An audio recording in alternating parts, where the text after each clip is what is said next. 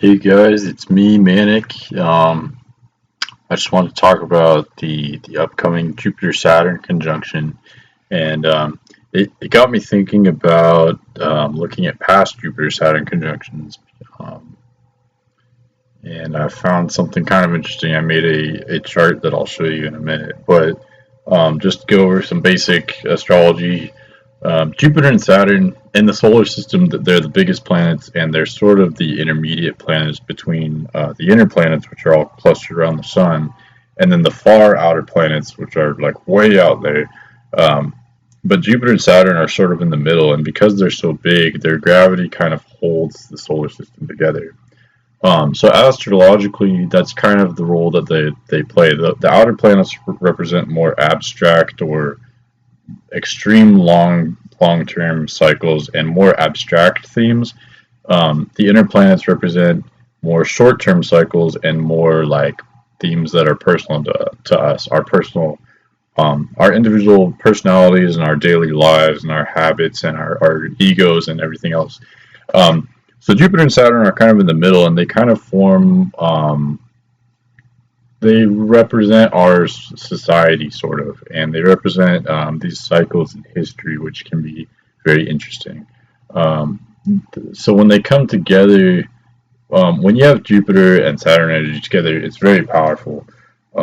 Jupiter is the expander. Jupiter is the one that comes up with the ideas. It's very inspired. It's very spirited. It's very passionate.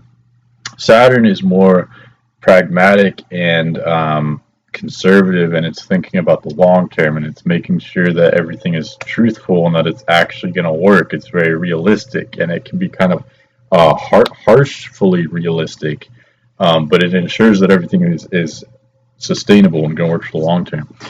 So together, it's extremely powerful in business, or whether you're an individual utilizing those energies, or whether it's a society utilizing those energies. You can be very productive and constructive with Jupiter and Saturn together. So Jupiter and Saturn conjoining is an opportunity to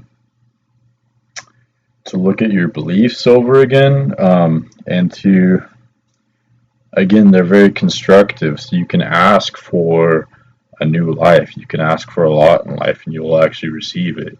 Um, Jupiter and Saturn. The last time they conjoined was the year 2000. They conjoin about every 20 years, and it's called the Great Conjunction just because of how much it can do for you. Um, both Jupiter and Saturn kind of rule the future. Jupiter rules the more inspired future, or the dreaming up of new ideas for the future and the more idealistic future, whereas Saturn is planning in a very practical way and looking at the future from a more mental and conservative viewpoint. Um, so they both, so having a Jupiter Saturn conjunction, I guess, results in this sort of reevaluation of what are our beliefs and our values, and what do we envision for the future, and how are we going to do that. So this is something we're going to go through all individually, just as individuals, as well as a collective, as a society. Societies can shift directions during Jupiter Saturn conjunctions. So anyway, that's enough of me talking. I'll show you this. Well, I'll show you this chart that I made, because, well, okay. So what happened was I looked back at past Jupiter Saturn conjunctions. Like I said, they happen every 20 years. So I looked back the last 100 years. They happened 1921, 1941, 1961, 1981, 2000, and 2020. So I looked back, and I noticed some pretty distinct patterns. And I just made this visual to show you. So let me show you what I'm talking about. All right. So on the left, you can see these years that the Jupiter Saturn conjunctions occurred, and I put what degree of what sign they occurred, where in the zodiac, and then these are the patterns that I noticed on the top. You've got increased military spending, and by the way, some of these apply to like American politics or American history, and some apply more to the world. but you should be able to see what I'm talking about. So there's increased military spending in American politics, tax cuts, economic recovery, and what I mean by that is previously there's an economic crash, which either happens during this time or before it, and then the economic recovery happens on the year of the Jupiter-Saturn conjunction. There's a pretty distinct pattern. You've got outsider presidents, or in other words, like there's unlikely presidents or outsider presidents that bring a different, like unique, totally different perspective, that are not typically not from the political class. You've got societal crossroads, or in other words, a political ideological crossroads in countries around the world. Focus on civil rights. I almost named this category protest, because a lot of times there's protests involving civil rights and disagreements about civil rights, or re-examining civil rights domestically and abroad. And then the last one, which I didn't expect, but it's definitely a pattern, is pandemics. So, I mean, we all know what's been going on lately, so you can kind of think about these subjects and apply it to just what's been going on. But I thought it was interesting looking at the history, going back. You've got 1921, Harding was considered a really unlikely president, or unlikely candidate. He had almost no support initially, but he just kept getting more support during as he was running for president, and eventually he overtook the leading candidates. And then once he was president, so he didn't increase military spending, so that is one sort of contradiction to the pattern. It was 1921, so World War I had just ended a few years before. The economy was really stagnant, so in fact there was a short depression, 1920 to 1921. So President Harding cut taxes dramatically, and that sort of got us. I think he also was deregulated a lot of things. So that got us out of that small depression and began the Roaring '20s. So we had a lot of prosperous time after that period, after 1921, and that's pretty common. Usually there's a crash on or before this date, but then afterward there's a lot of prosperity. There's a societal crossroads. So the Russians were having their revolution between 1917 and 1921. So they were debating communism versus democracy. They almost became a democracy, but they went the communist route. Even in Germany, between the wars, the Weimar Republic was experimenting with democratic republican form of government. So even Germany was trying out democracy, even though it failed a few years later. But and then even in the U.S., communism in general was a new idea. So even American politicians were initially attracted to the idea of communism. Actually, the Progressive Party had been a thing in the 19-teens, and it actually came to an end in 1921. So right as Russia was choosing communism, America had kind of examined communism, but decided not to go with it. So really interesting. Right around 1921, Russia, Germany, America all were examining their political ideologies and choosing different crossroads. Civil rights. By okay, what I mean is Oklahoma. They had to enact martial law because they had basically just tensions had gotten way out of hand between whites and blacks. In Tulsa, Oklahoma, there's this thriving. They called it Black Wall Street, because although everything was segregated, this black area was booming, and it was a thriving business culture. But then there were riots and looting and civil unrest, and it got so bad that there's like even aerial bombs and stuff. So and around the country there's this issue of segregation being brought up. President Harding was sort of against segregation and talked a lot in his campaign about having equal rights with blacks, and at the time that wasn't a popular idea, but it won him a lot of the Southern vote, which was unique for a Republican president at the time. So anyway, at any rate, there was a lot of re-examining of civil rights and a lot of issues of civil rights being brought up domestically. And then as far as pandemics go, I thought it was interesting because right in the same exact period that the Russian Revolution was happening, 1917 to 1921, you also have the Spanish flu occurring. Um, and these other diseases begin on the year of the Jupiter-Saturn conjunction. This is the only one that ends. Um, but it's interesting that these are basically the major pandemics that have happened in the 20th and now ongoing 21st centuries.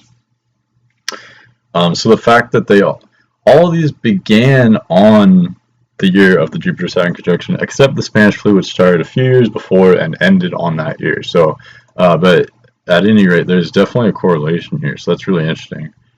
When I think Jupiter-Saturn conjunction, I don't think of pandemics. I don't know why that's related, but it does seem to be a pattern.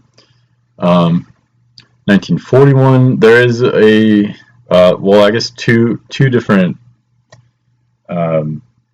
contradictions to these patterns. There wasn't a major pandemic. It was the middle of World War II, so there was some like typical diseases surrounding war, but nothing super major or noteworthy. And instead of having tax cuts, we actually had extreme taxes, where the taxes were as high as they've ever been in America because everything was going toward the war, and Roosevelt was very far left. So the highest tax rates was above 90%, and if you made more than a certain amount, everything above that just went straight to the government. So yeah, we had extreme taxes. But it was necessary for the war. But still, I think it's interesting that that's the most we've ever been taxed, and it happens to fall on this year, even though it so contradicts the pattern where there's usually tax cuts. It's interesting. There's also a pattern. Like I could have grouped this in societal crossroads or civil rights, but in America, a lot of more considered left policies are enacted, where welfare is usually expanded during all these years, and regulation involving anti-discrimination, stuff like that. A lot of that's begins during these years. So in a way, you have a lot of politically right policies, such as tax cuts and increased military spending. But then you also have some very left policies, such as increasing welfare, stuff like that. So it's interesting during these times. It's almost like a lot of policies on both sides of the political spectrum, at least in America. A lot of activity all around. And it's interesting that even though the government expands in the military and expands its welfare programs, it also cuts taxes at the same time. And that seems contradictory. Trump got a lot of flack from taking that approach with his presidency. But if you look at these past Jupiter-Saturn conjunctions, it's a total pattern. Bush increased military spending, cut taxes. Reagan increased military spending and cut taxes. JFK increased military spending and cut taxes. And all four of these presidents had sort of a similar international approach, where they all had sort of a hard line. They believed in the philosophy that you should have a large military, and then that would be the key thing in diplomacy, rather than just relying on talks. All these presidents sort of had that approach. Reagan, specifically with the Cold War, Reagan sort of followed a similar approach to the Soviet Union that JFK had before him back in the early 60s. Reagan expanded the military, got the arms race going, unfortunately, but was successful in sort of maintaining somewhat cordial relations with the Soviet Union through that increased military. But yeah, it's interesting that all these presidents have a similar approach. Going back to 1941, so Roosevelt did come from a political family, and so in that sense, he wasn't an outsider. But I gave him a check because he's considered super unlikely. He ran as vice president under someone who lost in the early 1900s.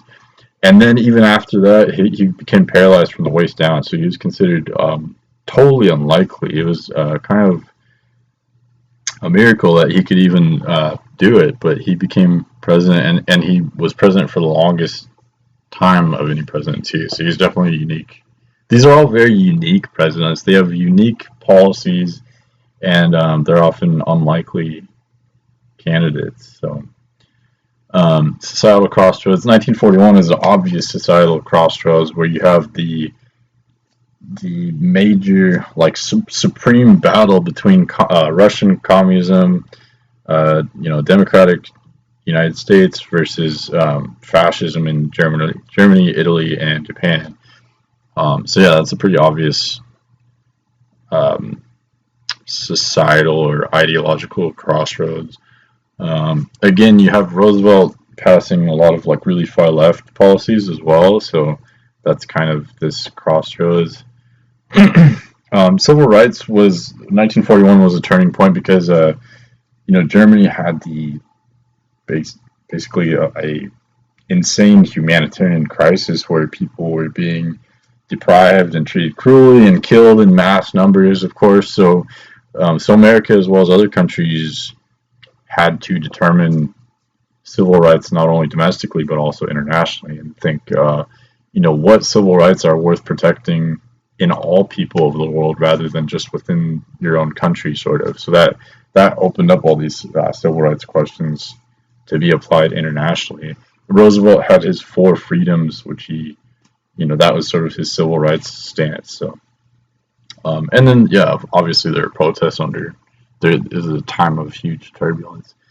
1961, increased military spending, taxes cut.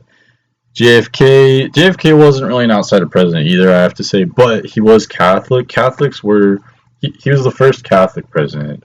Traditionally, going way back, people were skeptical of Catholics in politics because we didn't want to be like Europe. And back in the day, Europe, all the powers of Europe sort of obeyed the Vatican, and they were under, the Catholic Vatican, the Pope's rule.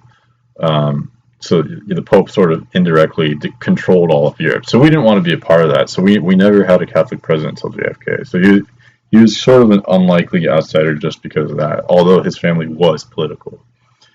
There is that exception where there wasn't an economic recovery in 1961 because there was no crash to recover from. The economy was very stable after World War II. Throughout the 50s and 60s, it was very strong. That's probably what could afford JFK to do the increased military spending, tax cuts, and the huge his Great Society policies, expanded welfare a lot, and he said that with such a wealthy country we shouldn't have anyone starving or anything like that. So he expanded a lot of programs domestically. So societal crossroads in other areas. There's the Cold War. So 1961 was sort of the first peak of the Cold War, and then I'd say 1981 is the second peak. But during this first peak of tensions, a lot of countries in Latin America, Africa, and Asia, also known as the Third World, they either sided with America and adopted capitalist democracy, or they sided with Russia and adopted authoritarian communism. So around the world, there's this huge reshuffling and this huge societal crossroads within many different countries, and there was this crossroads in general when we had the Bay of Pigs with Cuba. Cuba turned communist, and we almost had a full-on nuclear war. So that, there's this huge crossroads in general in the world. Civil rights, kind of like 1921, Alabama had to declare martial law in 1961 because there was so much racial tension that had blown up into full-on riots and looting and stuff in Alabama. So definitely huge focus on civil rights. And then obviously going into 1961, that was the beginning of the whole civil rights movement. So that was definitely a pretty obvious theme. Cholera, there was a cholera outbreak that started in Indonesia, and then it spread to India, and then it spread to the Soviet Union. And it's interesting that it started in the year of a Jupiter-Saturn conjunction, and it's interesting that when it spread to the Soviet Union, they at first denied having it at all. So it's interesting that there's a situation that there's a major power which was a rival to the U.S., a major communist power that had a major epidemic which it lied about. And so there's this huge pattern between 1961 and the present time where this communist power has this epidemic that it's lying about to some extent. So very interesting pattern. Reagan's obviously an outsider president. He was an actor. He served 2 terms as senator in California, or governor in California, I think. But basically, he had very little political experience, and he was more of a TV, like an actor. So he was definitely considered an outsider. He cut taxes, increased military spending. There was a crash in the economy in 1980, which we sort of bounced out of after in 1981. So that definitely ticks off that box. Again, there was a crossroads because it was another peak of the Cold War. Russia seemed really, or the Soviet Union seemed really strong at the time. It was invading Central Asia and invading Afghanistan, and so again, there's this reshuffling of third world countries between democracy versus communism, or America versus Soviet Union. Yeah, and then starting in 1981, the civil rights, it does come up for each of these, but it begins to focus more. Generally, it focuses less on race and more on sexuality and gender. And I think this is part of the AIDS epidemic began in 1981. So this exact same year, the first cases of AIDS were described in LA. And it was interesting that they were described as a strange form of pneumonia. So it's interesting that in the modern day, we also have a pandemic which was described as a strange pneumonia-like disease. Very similar to 1981, so very interesting. But anyway, in 1981, because of the AIDS epidemic and pandemic, it just brought up a lot of issues about homosexual rights and treatment. A lot of countries denied having AIDS at all because they said that they had no homosexuals. So it brought up a lot of people and societies had been in denial about homosexuality, and it became more of an obvious issue in 1981. So that started this whole civil rights question with the LGBT community in general, in the 80s, early 80s. 2000, 2 major contradictions to these patterns that I found. There wasn't a major pandemic, I don't think, in 2000. And Bush was definitely not an outsider president. His daddy was president. He's from a very political family. So, yeah, he's not, and I wouldn't say he was a very unique president. He's more of a traditional Republican. So, yeah, that's one exception, but there was the dot-com bubble crash in 2000, which we then bounced out of and had some prosperity for almost a decade after that. So that counts as that. There's increased military spending, tax cuts. He had sort of a hardline approach or a direct approach with domestic or international affairs. There was a crossroads. So speaking of Bush, the election of 2000 was extremely close. And it was between Bush, who was more of a traditional Republican, versus Al Gore, who was an environmentalist. So it was a completely new option, and it was such a close call that it was this total example of a crossroads there for sure. Civil rights, again, there actually was a lot of developments that happened in 2000, mostly in the UK, Scotland, and then some of the former British colonies. Gay adoption was becoming legal.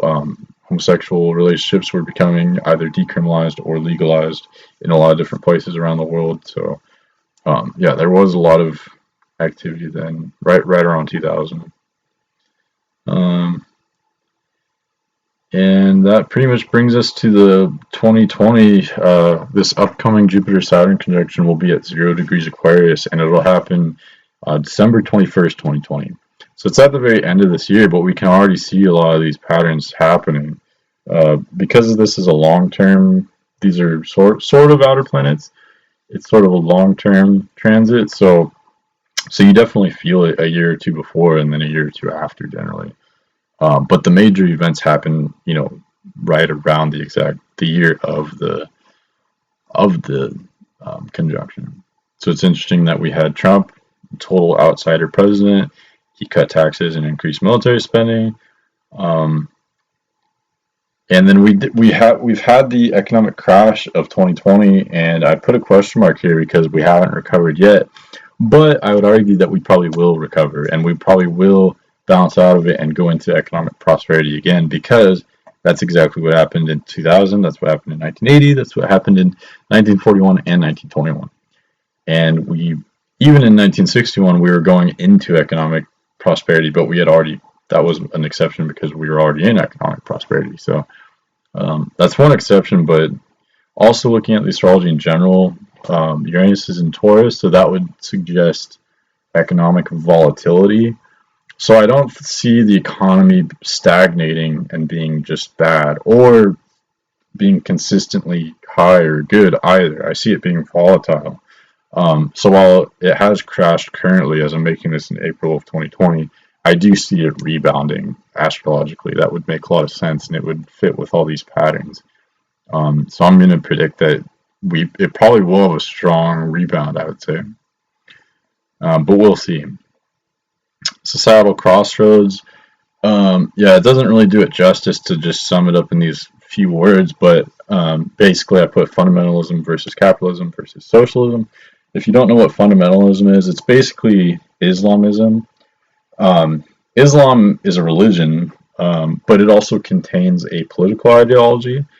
So not all Muslims are fundamentalists necessarily. Some of them just pray and follow the traditional religious beliefs, but it does contain a very political ideology as well. So, or basically Sharia law. So this is in the mix. Basically around the world we've got capitalism versus socialism. In Hong Kong, before the pandemic, people were protesting against Chinese rule. They were waving American flags, saying, "We want to be like America. We want freedom. We want capitalism. We want democracy." And then, ironically, in America, you have people protesting, saying the exact opposite, saying they want bigger government, saying they want socialism. So around the world, there's this debate between capitalism versus socialism.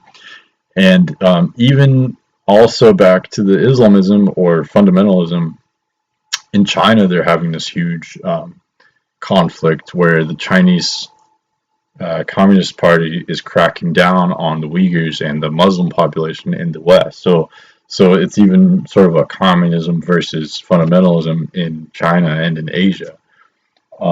So yeah, definitely a societal crossroads is happening right now. Even in America, we have Bernie Sanders has dropped out of the 2020 race, but just the fact that we had a self-proclaimed socialist running for president, and we have so many people supporting socialist ideas, that just shows you that we are living during a societal crossroads, or a political ideological crossroads, for sure. So yeah, and in civil rights in general, it's kind of tied into that, but people are saying that we should expand welfare, that we should expand Medicare, Medicaid, that we should provide more for the sick, the weak, the elderly, the poor, etc. These are all questions and themes that are being brought up right now, so that ticks off that box. So yeah, these are just some patterns that I saw that I thought were interesting. And basically the idea is that if you look back at these transits and how they've happened in the past, you can then apply it to the future and see what's going to happen. So in future videos, it's my intention to apply this, not only the Jupiter-Saturn conjunction, but plus some other astrological information, and I'm going to apply it to the rest of 2020 going into 2021 and speculate on what I think might happen. Yeah, it's very interesting. I do have some other information. This 2020 Jupiter-Saturn conjunction is specifically reminiscent of the 1961 conjunction and the 1981 conjunction. Yeah, both of those, 1961 and 1981, are very tied with the current transits, and in a lot of ways, it's kind of like we're living in the early 60s. It's like we're in 1981 or 1961. Actually, I'd say it's more like 1961. Um, there's a lot of themes, so I'm going to share those in future videos. Um, and as I'm making this, obviously the COVID-19 is a huge problem. It's interesting that with the Spanish flu, you had it end during 1921, and it began a few years earlier. But cholera and AIDS, these epidemics started exactly in these years, 1961 and 1981, and then they are still going on until the present. Um, Cholera is a bacteria, so we can treat it with antibiotics, but there's a lot of parts of the world where there's still it's still a massive problem. And then AIDS, we can't cure, but we can treat it. But still, it's a huge problem. And again, like in Africa, it's a major problem. So the question is, with COVID, it's starting late 2019, so it basically starts right pretty much during the year of this conjunction. So the question is, are we going to put it out like the Spanish flu, or is it going to be a thing far into the future like cholera and AIDS? So yeah. But anyway, I'll be back with more information. Like I said, I'm going to expand on this, but I just wanted to put this out there. So thanks for watching. I'll see you later.